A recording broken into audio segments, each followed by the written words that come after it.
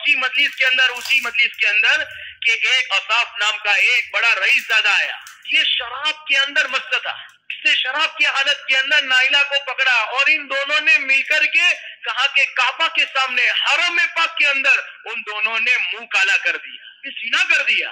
अब जिना करने के बाद बस्ती वालों को क्या करना चाहिए था कि बस्ती वालों को ये करना चाहिए था कि इन दोनों को रोकते, उन्हें वहां से भगाते, बल्कि उन्हें मारते। लेकिन मेरे अपने वफा तक, दुनिया से पर्दा फरमा जाने तक कभी भी मुसलसल 2 टाइम का खाना नहीं खाया, 2 टाइम का खाना नहीं खाया। अरे भाइयों, क्या हम 2.5 घंटे फारिग नहीं कर सकते अपनी मस्जिद के अतराफ का माहौल बनाने के लिए? इससे सब साथ इरादा करें कि ये पूरा, अगर हम चाहते हैं कि हमारी बस्ती के अंदर माहौल जिंदा हो, घर घर की मुलाकात, yang pertama kali adalah kita perbaiki akhlak kita. Inilah yang dibuat oleh baginda Nabi Sallallahu Alaihi Wasallam bersama para sahabat radhiyallahu taala, memperbaiki akhlak, teman-teman. Maka untuk itu kita perbaiki muamalah kita, muasyarah kita, akhlak kita, teman-teman mulia, dan kita jumpa kepada setiap orang di kampung kita.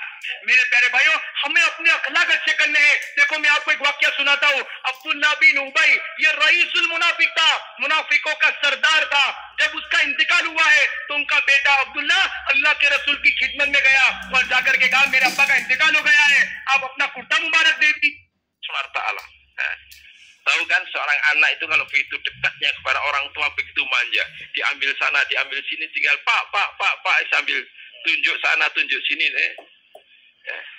Penjaga tokonya pun dia tidak khawatir, dia pun tidak khawatir, orang tuanya pun dilihat tingkah lakunya daripada anaknya begitu senang. Kenapa? Dekatnya dia anak itu kepada siapa? Sang ayah.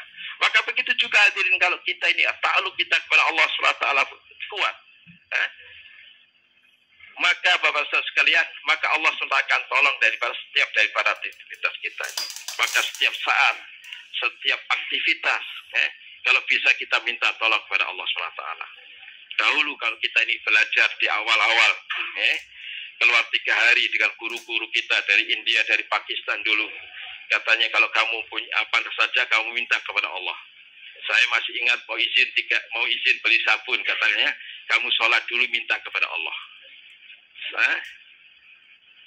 Mau beli sabun dekat dengan masjid, tapi kata beli kamu sholatnya, karena kita ini masih muda dan sebagainya, yang kita ikuti, tapi memang lain rasanya Bapak sekalian. Maka begitu, apalagi ini perkara-perkara yang besar, kita akan berhadapan dengan saudara-saudara kita yang datang di majma' ini bermacam-macam, Bapak sekalian, yang berbagai macam karakter. Ada yang riang, ada yang maaf istilahnya tidak sabaran, ada begitu juga yang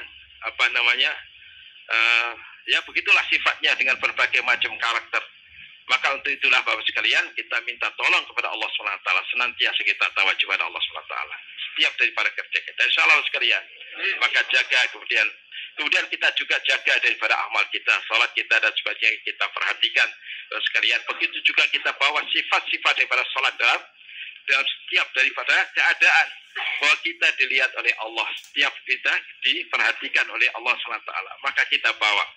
Kemudian Bapak Saudara-saudara sekalian, juga kita jaga setiap waktu ada amalnya, setiap amal ada waktunya, maka kita penuhi. Di mana jam kita ini bertugas, maka ini juga amalan, kita perhatikan. Begitu juga waktu-waktu infiradi Bapak sekalian, karena kita sebagai umat baginda Nabi SAW, sebagai hamba Allah SWT punya tanggung jawab. Bukan istilahnya yang buat dakwah ini Bapak sekalian, nanti ini hanya orang-orang yang bagian ikhtilat, tidak. Setiap kita para sekalian yang dirahmati Allah Ta'ala, kita buat dakwah. Kita buat dakwah, kita sampaikan Allah Khalik, Allah Malik, Allah Razik.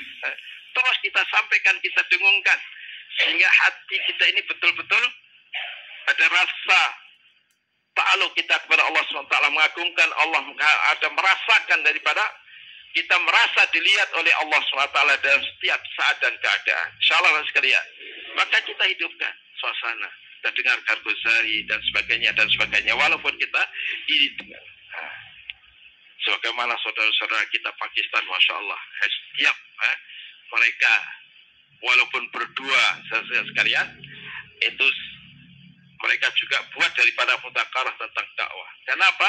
Yang beruntung kita, katanya, ini ada seorang ulama dari Madinah, boleh katakan, sebanyak mana kamu buat dakwah, sebanyak itulah kamu akan jumpa dengan Allah katanya. Kalau kita ini buat dakwah kepada 10 orang, maka berarti kamu menghadap pada Allah 10 kali katanya. Kalau 25 kali, maka kamu berarti menghadap pada Allah 25 kali. Untuk menaikkan kerja, maka kita tidak dipandang oleh Allah sebagai pekerja.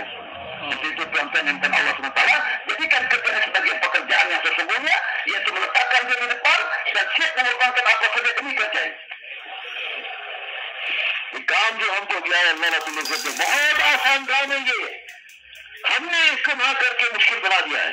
Kerja sangat mudah sekali. Kita sendiri yang menganggap susah ini kerja, atau kita sendiri yang menjadikan pekerjaan jadi susah.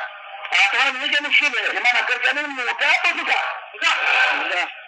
Begini orang bilang mudah tapi ternyata nggak dikerjain.